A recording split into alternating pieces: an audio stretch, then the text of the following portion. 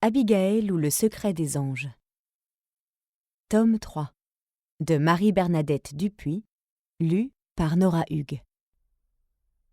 Le visage et le cou maculés de sang, les yeux emplis d'effroi, la femme hurlait, les mains posées sur son ventre, distendue par une grossesse sûrement proche de son terme. Elle appelait au secours d'une voix rauque. « Aidez-moi par pitié, mon bébé va naître. Sauvez mon bébé !» Elle s'était extraite avec difficulté du siège avant, car la portière était bloquée, et se tenait debout sur la chaussée, le front et les joues criblés d'éclats de verre. Mais les gens attroupés autour de sa voiture accidentée ne lui prêtaient pas attention, comme indifférents à ses cris de désespoir. Elle scrutait les regards horrifiés qui étaient tous braqués vers l'intérieur de sa 4 chevaux noirs. « Madame, je vous en prie, il me faut une ambulance !» dit-elle à une respectable sexagénaire.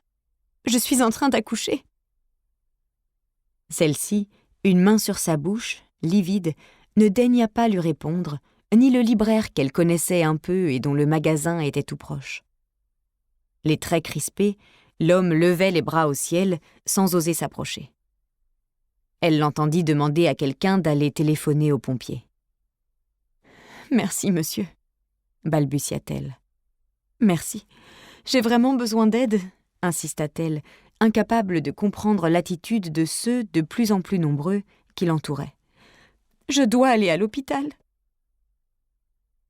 La mine affolée, le libraire lui tourna le dos pour discuter avec le bijoutier dont le magasin faisait face au sien. Enfin, une jeune femme se fraya un chemin parmi la foule et vint vers elle, en la couvrant d'un doux regard bleu, plein de compassion. « N'ayez plus peur, je suis là, madame », affirma la jolie inconnue dont les cheveux dorés étaient relevés en chignon. « J'ai des contractions très rapprochées, » répliqua-t-elle en pleurant. « Dieu soit loué, mon enfant a survécu au choc. » Tout en souriant à la future mère, Abigaël étudia l'état du véhicule qui avait violemment heurté la base d'un réverbère en fonte. De la fumée s'échappait du capot. « Vous, au moins, vous êtes bien gentille, mademoiselle. J'étais seule à la maison quand j'ai perdu les os. Et puis, j'ai eu des douleurs, alors j'ai décidé d'aller à la maternité de la rue de Beaulieu. Personne n'a eu pitié de moi, sauf vous. Les gens sont cruels. » Fébrile, elle désigna son ventre, sous la large robe en jersey où les gouttes de sang avaient dessiné des étoiles rouges. « J'étais effrayée à l'idée d'accoucher chez moi, » ajouta-t-elle avec un débit saccadé. « Il fallait demander l'aide d'une voisine ou alerter votre mari si vous avez le téléphone. La ligne n'est pas encore installée dans le logement où j'étais. Je n'ai pas le permis depuis longtemps et mon mari m'interdit de conduire sans lui, surtout dans mon état. Tout s'est passé si vite. J'ai voulu éviter un cycliste, mais je devais rouler trop vite et j'ai perdu le contrôle. »« Calmez-vous, madame, » conseilla Abigaël. « Le plus important est de sauver votre bébé, puisque vous pensez qu'il est en vie. »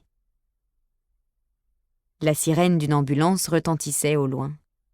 La femme eut alors le réflexe de se retourner pour observer sa voiture. Aussitôt, elle se remit à crier avec une expression d'épouvante qui la défigurait. « Mais c'est moi, là, sur le siège. Je reconnais ma robe et cette veste en laine, » se lamenta-t-elle. « Comment est-ce possible ? Je suis sortie du côté passager. » Indécise sur les explications à donner, Abigaël considérait elle aussi le corps féminin affalé sur le volant, dont les boucles d'or roux dissimulaient en partie le profil. « Madame, ne bougez pas d'ici, les secours arrivent. Je dois vérifier quelque chose. Ensuite, je reviens près de vous. Quel est votre prénom ? » ?»« Carole. » Poussée par un sentiment d'urgence, Abigaël alla ouvrir la portière du côté passager et prit place sur le siège. Les éclats de verre crissèrent sous ses talons.